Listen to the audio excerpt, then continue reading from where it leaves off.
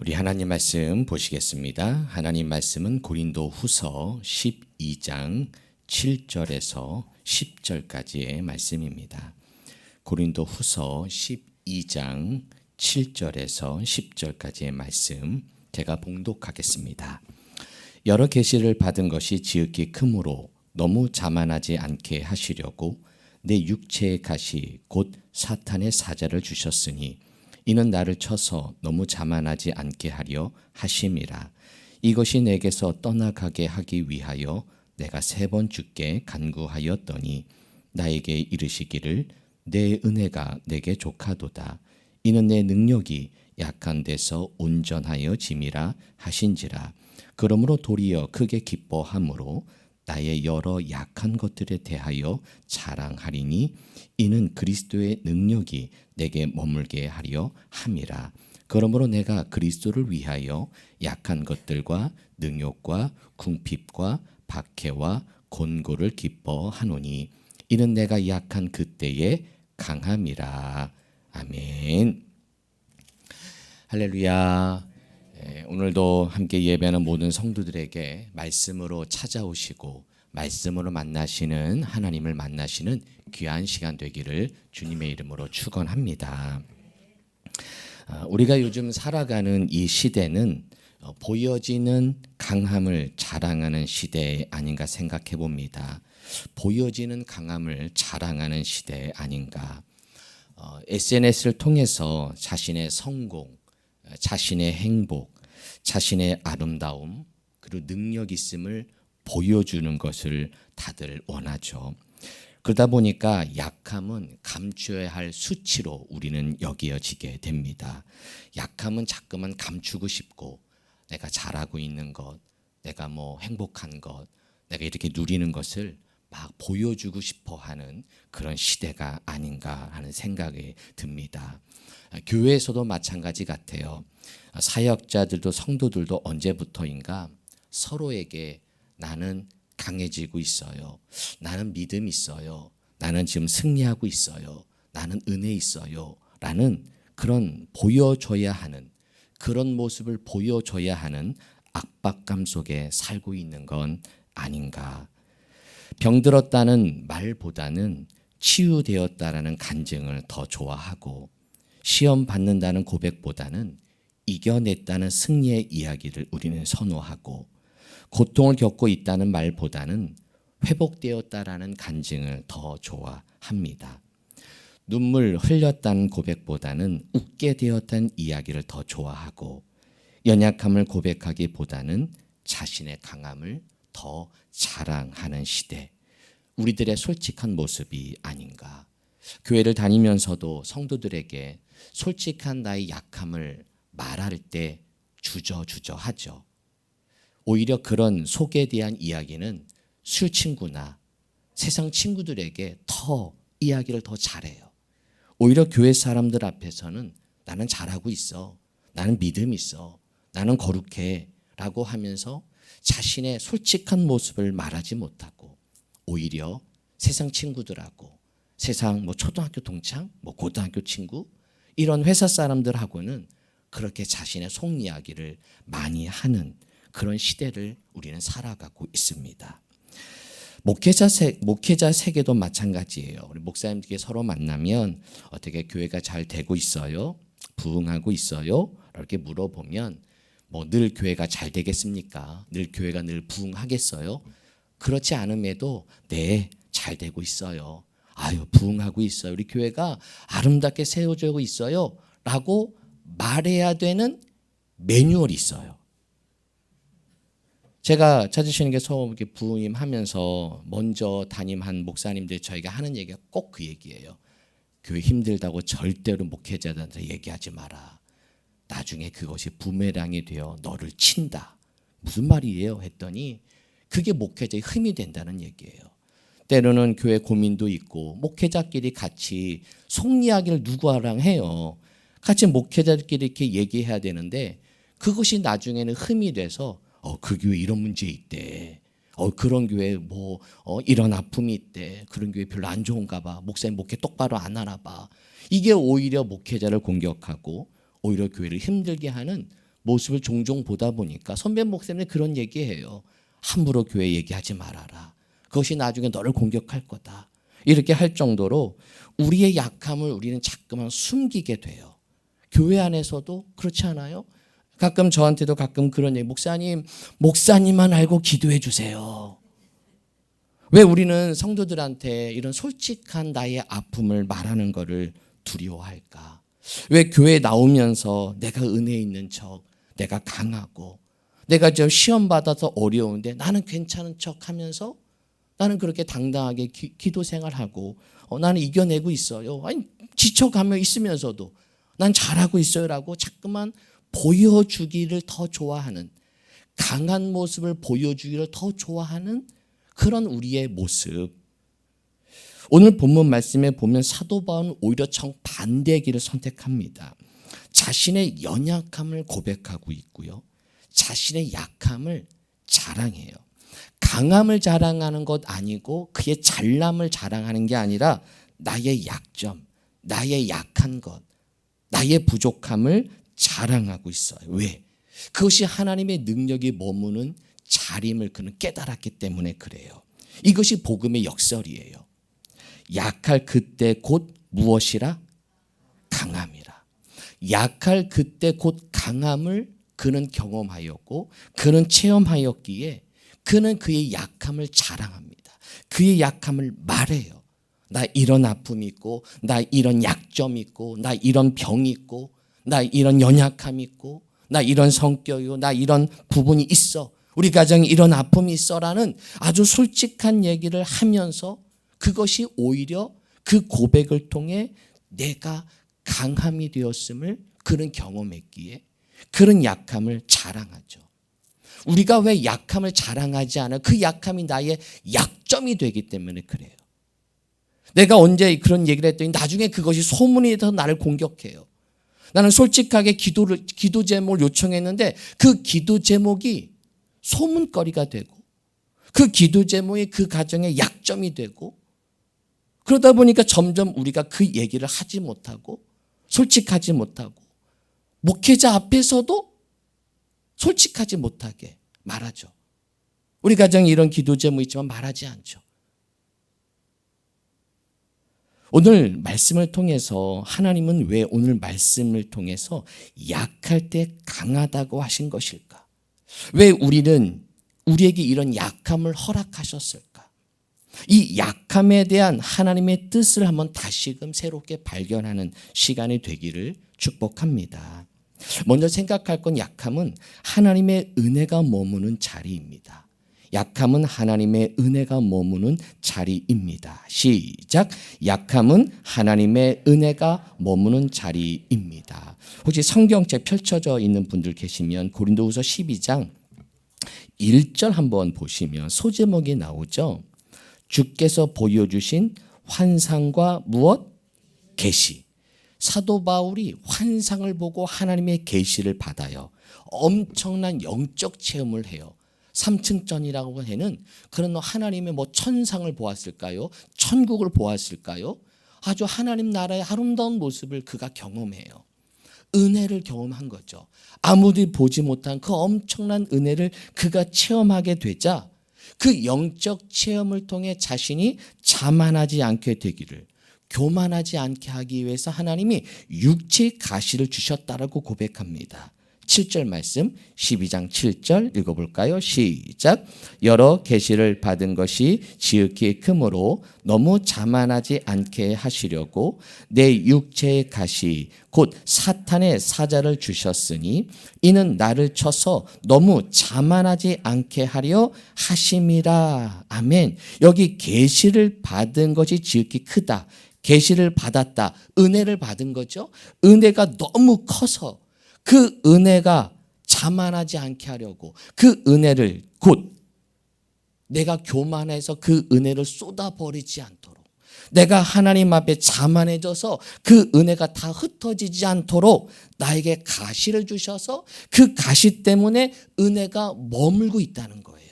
그 가시로 하여금 내가 겸손해지고 하나님을 바라보다 보니까 그 은혜가 내 안에 여전히 머물게 하는 것, 그것이 무엇이다? 그 약함을 통해 하나님의 은혜가 머물고 있다는 것이에요. 여러분, 우리 인간은요, 성공할수록 자꾸만 하나님을 의지하기보다는 자신을 의지하잖아요. 내 잘남으로 성공했고 내 능력으로 성공한 줄 알죠. 그런데 내가 가시가 있음을 알고 내가 약점이 있는 걸 알면, 그런데 하나님이 나로 하여금 성공하게 하셨어.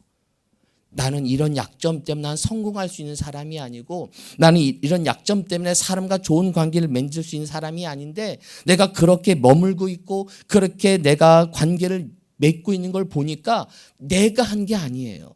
하나님의 은혜임을 고백하는 줄로 믿습니다. 그래서 그 은혜가, 그 가시가 뭐냐? 하나님께 붙들어 매기 위한 바로 은혜의 끈이 바로 가시고, 때론 약함이었던 거예요. 약함은 하나님께 붙들어 매기 위한 은혜의 끈입니다. 시작. 약함은 하나님께 붙들어 매기 위한 은혜의 무엇의 끈이라고요? 은혜의 끈. 참 아름다운 표현이죠. 은혜의 끈.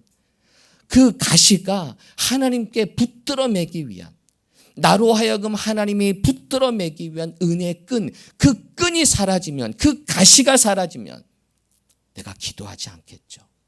그 약함이 사라지면 우리는 그 약함을 위해 기도하고 그 가시를 위해 기도하지만, 막상 그것이 끊어지면, 그것이 없어지면 은혜의 끈이 끊어져서 더 매달리지 않고 더 의지하지 않고 더 하나님을 바라보지 않는 우리의 모습을 여러분 보지 않습니까? 사도 바울이 가졌던 이 가시, 약함에 대해 여러 가지 학설들이 있어요. 뭐 5개, 6개 많이 보는데 대표로 3가지로 봐요. 첫 번째, 안질, 눈병이에요. 사도 바울이 예수를 만날 때 빛으로 만났잖아요. 그 빛이 너무 세서 눈에 문제가 생긴 거예요. 우리도 얼마나 눈에 문제가 생기면 얼마나 힘들어요. 진물이 나고. 그러니까 이 진물이 나니까 얼마나 그 모습이 안 좋아요. 사람은 눈으로 그 사람을 본다며요. 근데 눈이 진물이 나는 걸 보았을 때 누가 그런 선교사, 누가 그런 주의 종을 좋아하겠어요. 두 번째는 곱추예요. 척추병이에요. 성경에 보면 복음 전하다가 유대인들이 돌을 던지니까 그 사도 바울을 큰 광주리에 담아서 성벽으로 내던져요. 그게 성경에 나와요. 여러분, 그렇게 떨어지면 이게 상하겠습니까? 뭐 거기에 뭐가 있을 거예요? 가끔 영화 보면 뭐가 가끔 있더구만. 쿠션이 있더구만. 그건 영화죠. 떨어지면 얼마나 다치겠어요. 그래서 이 사도 바울이 허리병이 있지 않았을까. 그리고 3번째는 간질로 봐요. 거품 흘리는. 가끔 순간 정신 잃어버리는. 그러면 주의 종이 말씀 전하다가 간질로 쓰러졌다 생각해 보세요. 그러니까 사도 바울이 얼마나 이걸 놓고 3번이나 간구했대잖아요. 내가 내게서 떠나게 하기 위하여 내가 몇 번 주님께 간구하였더니 3번. 여러분, 이 3번은 3세번이 아니잖아요. 그만큼 많이 간구했다는 거예요. 끊임없이 기도했다는 거예요. 이거 없애달라고. 하나님, 저 이거 하면 더 선교 잘할 것 같은데요. 저 곱증병, 허리병만 아니면 더 꿋꿋이 서서 얼마나 오랫동안 말씀 전하겠습니까? 아프니까 설교하다 주저앉고 힘들고 복음 전하다가 쉬어야 되고. 하나님 장애 아닙니까? 저 고쳐주세요. 얼마나 기도했겠어요. 그런데 9절 말씀처럼 나에게 이르시기를 내 은혜가 내게 무엇하도다? 노 하신 거예요. 말이 좋은 말이지 노 안 돼 하신 거예요. 너 그 가시 그냥 가지고 살아. 너 그 아픔 그냥 품고 살아. 노 하신 거예요. 얼마나 기도했습니까? 노 하라고 하세요. 왜냐? 너 그것 때문에 너 바라보고 있잖아. 너 그거 아니면 너 나에게 붙어 있겠어? 사도 바울이 똑똑한 사람이거든요. 많이 배운 사람이잖아요. 그 당시에 수많은 종교를 배웠고 유대교에서 얼마나 많이 공부했으면 명문, 가말리엘 학파, 명문 학파를 공부하고 똑똑한 사람이에요. 힘도 있는 사람이에요. 정치력도 경험한 사람이에요. 그가 이것이 없었으면 하나님을 의지했을까? 이렇게 아름다운, 우리가 신약 성경 중에 보수적으로 보면 13권을 썼다 그러죠. 진보적으로는 4권만 보는데 아주 좀 보수적으로 좀 포괄적으로 보면 이 사도 바울이 썼다는 걸 다 표현하면 13권. 그러나 이제 사도 바울의 이름을 걸고 쓴 편지들도 있기 때문에 학자들이 그런 또 걸르면 진짜 쓴 편이 4권밖에 없다고도 하기도 하고. 어쨌든 그가 이렇게 아름다운 편지를 쓰면서 복음의 사도가 될 수 있는 건 그의 약점이 있었기에 그거 놓고 기도하였고 그거 붙잡고 하나님을 바라보았기에 하나님이 은혜로 그를 붙잡아 주신 줄로 믿습니다. 제가 이런 말 한번 만들어 봤어요. 가시라 쓰고 은혜라 읽습니다. 가시라 쓰고 은혜라 읽습니다. 시작. 이런 거 좀 적으세요. 이런 건 좀. 가시라 쓰고 뭐라고 읽는다고요? 여러분, 우리가 보기에 가시지 하나님이 보기에는 은혜임을 믿어지십니까? 믿어지시기를 바라요. 아직 받아들이지 않을 수도 있어요. 왜? 이 가시라는 게 사람마다 다르고 내가 보기에는 아주 조그만 가시인데 사실은 내가 느끼는 그 가시가 너무 클 수 있거든요. 각자 느끼는 가시가 다 있거든요. 내가 감당하기 어려운 문제, 내가 감당하기 어려운 힘들, 다른 사람이 보기엔 별거 아니고 야 너 배부른 소리라고 할 수 있지만 그거 역시 나에게 가시일 수 있기에 그 가시를 통해서 하나님은 나를 은혜 안에 머물고 있기에 무엇이라 읽는다고요? 은혜라 읽는다. 사람들은 가시라고 말할 수 있지만 그것이 나에게 깨달아지고 내가 그것이 은혜임을 고백되어질 때 저는 바람이 있다면 목사님 저 이거 가시예요. 가시로요 라고 읽지 말고 이제는 그것이 하나님 그것이 나에게 은혜였어요. 은혜였어요. 은혜였어요. 은혜였어요. 눈치 좀 있으시네 이제. 은혜였어요라고 고백하게 되기를 축복합니다. 여러분 창세기 32장에 보면 야곱이 환도뼈가 부러지는 일을 경험해요. 평생 절뚝거리면서 걸어가야 돼요. 여러분 예전에는 지금도 몸에 건강이 필요하지만 예전에 그의 군사력 힘은 건강이었어요. 왜? 칼 들고 싸우는 거잖아요. 근데 야곱이 엉덩이 뼈가 부러졌다는 것은 그 인생의 끝이에요. 건강이 요즘 뭐 병원이라 가죠. 근데 이 당시에는 이거는 그의 평생 짊어지고 갈 삶이에요. 엄청난 약점을 주셨는데 여러분 그거 아세요? 그 약점을 주셨을 때 그 이름이 바뀌어요. 이스라엘이라. 할렐루야. 그에게 그 약점이 생기는 순간 하나님이 그를 이스라엘이라. 겨루어 이겼다. 너는 하나님의 사람이다. 그 약점을 통해 그는 은혜가 체험하게 되죠. 은혜를 만나게 되는 줄로 믿습니다. 여러분의 약함이 무엇이에요? 가시가 뭐가 있으세요? 반복되는 실패, 질병, 관계의 어려움, 자녀 문제, 가정 문제, 경제적 어려움 등등. 여러분 그것이 여러분의 발목을 잡는 약점이 아니라 하나님의 은혜의 무대로 초대하는 초대장이 되시기를 축복합니다. 여러분이 그 발목 잡는 그 가시가 아니라 그것이 하나님의 은혜의 무대로 여러분을 초대하는 그것을 통해 하나님의 은혜의 장소로 나를 초대하는 그 가시가 초대장일 수 있다라는 사실. 그래서 은혜임을 고백하는 우리 모두가 되기를 축복합니다. 여러분 약함은 하나님의 은혜가 머무는 자리예요. 또한 약함은 뭐냐? 하나님의 능력이 머무는 자리입니다. 약함은 하나님의 능력이 머무는 자리입니다. 시작. 약함은 하나님의 능력이 머무는 자리이다. 먼저는 은혜가 머무는 자리라면 두 번째는 능력이 머무는 자리. 자, 12장 9절에서 10절 이제 읽어볼까요? 그러므로 눈 크게 뜨시고 그러므로 시작. 그러므로 도리어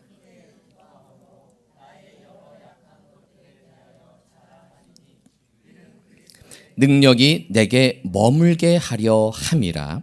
그러므로 내가 그리스도를 위하여 약한 것들과 능욕과 궁핍과 박해와 곤고를 기뻐하노니 이는 내가 약한 그때의 강함이라. 아멘.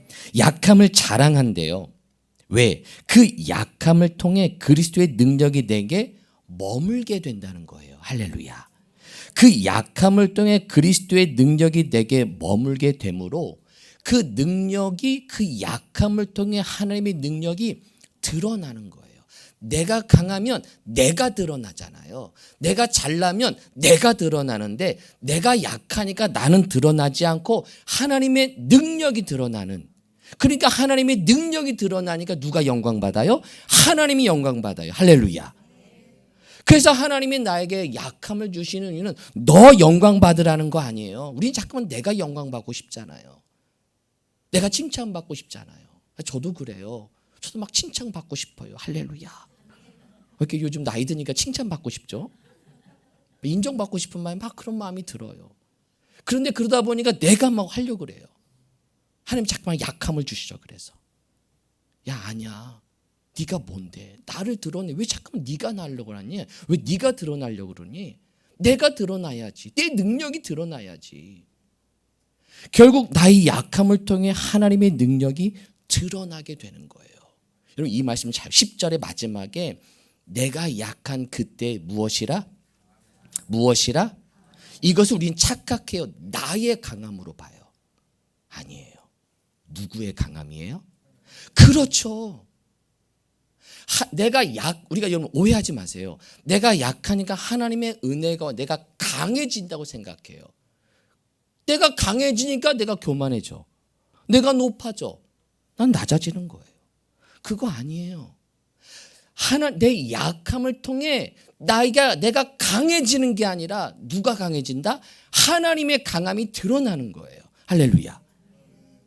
이것을 우리가 착각하니까 내가 은혜가 임하니까 내가 열심히 하고 내가 강해졌어. 내게 능력이 임했어. 그러니까 내가 자꾸만 하다 보니까 어느 순간에 정말 종이 한 장 차이예요.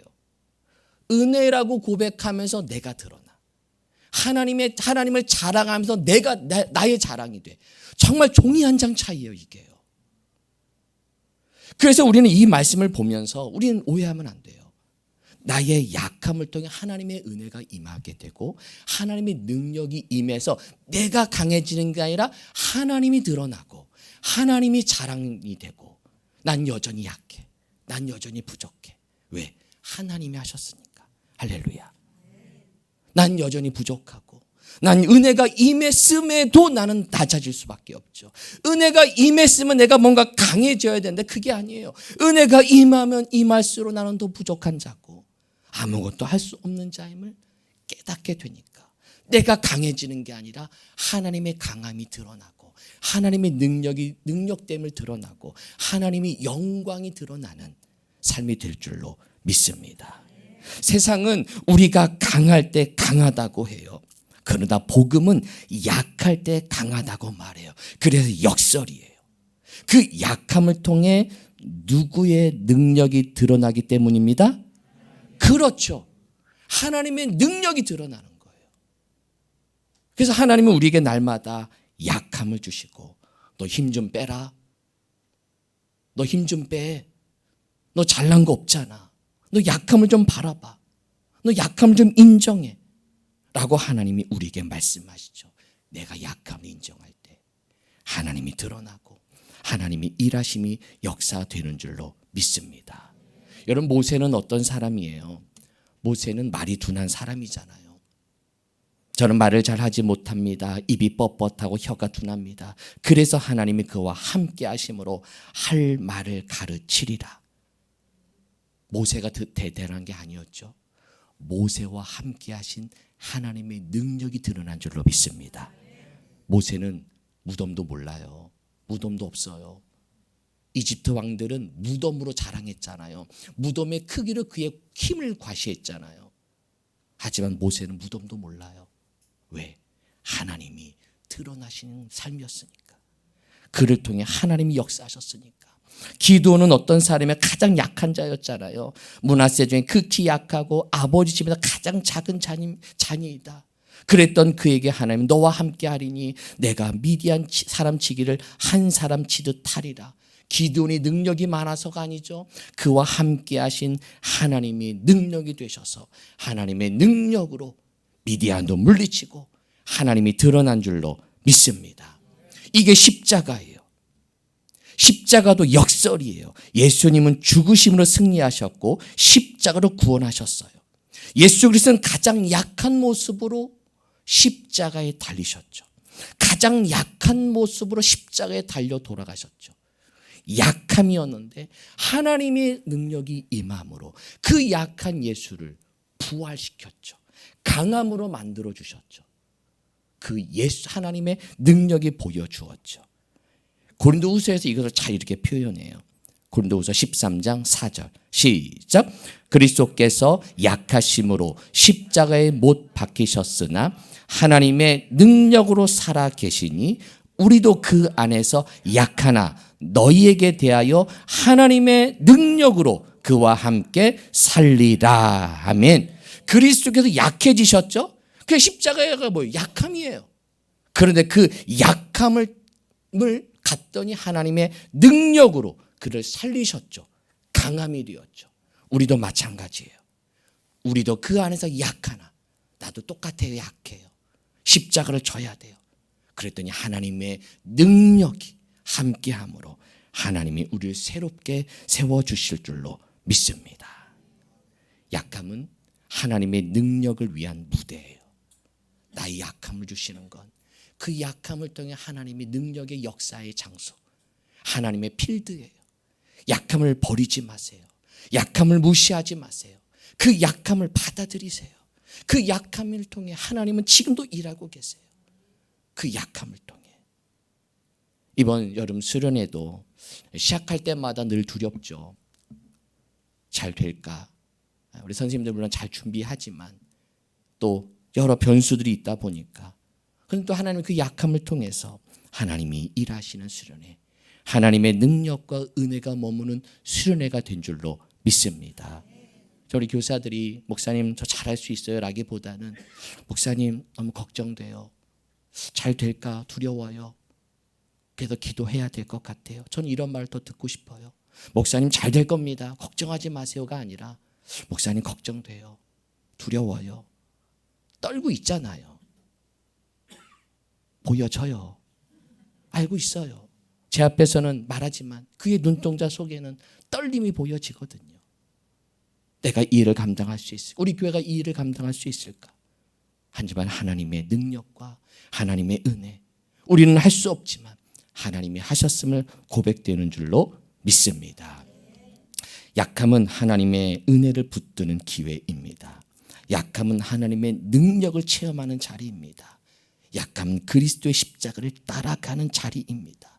그래서 약함은 강함입니다. 기도하겠습니다. 우리 잠시 기도하실 때 하나님 오늘도 약함을 고백하겠습니다. 약함을 감추지 않고 부끄러워하지 않고 숨기지 않겠습니다. 그것이 하나님의 은혜가 머물고 하나님의 능력이 머물기 때문입니다. 하나님, 우리가 약한 자를 판단하지 말게 하여 주옵소서. 상대방의 약함을 정죄하거나 판단하지 말게 하시고 그 약함이 그들이 하나님의 도구가 될 수 있는 것임을 기억하게 하여 주옵소서. 약함을 기도제목으로 바꾸실 하나님을 기대합니다. 제게서 이 약함을 없애주세요라는 기도보다 그 약함 속에서도 은혜가 족합니다. 그 은혜에 만족합니다. 그 약함이 있지만 그 약함이 나에게 은혜와 하나님의 능력이 머무는 필드임을 고백하는 믿음 더하여 주옵소서. 우리 함께 기도합니다. 하나님, 우리가 약한 자를 판단하지 말게 하시고 상대방의 약점을 그들의 기도 제목이 말거리, 수근거리는 거리가 아니라 그것이 그들에게 하나님의 도구고 은혜의 도구임을 기억하며 그것을 통해 역사하셨던 하나님, 그 약함을 통해 하나님의 능력이 머무는 것임을 기억하며 서로를 위해 기도하고 중보하는 우리의 삶이 되게 하여 주옵소서. 이번 한 주간도 어떤 가시를 주시든 어떤 약함을 주시든 그 은혜에 족하다. 그 족한 은혜 속에 감사하며 감당하며 버티며 이겨내가는 우리의 삶이 되게 하여 주옵소서. 예수님의 이름으로 기도합니다. 아멘.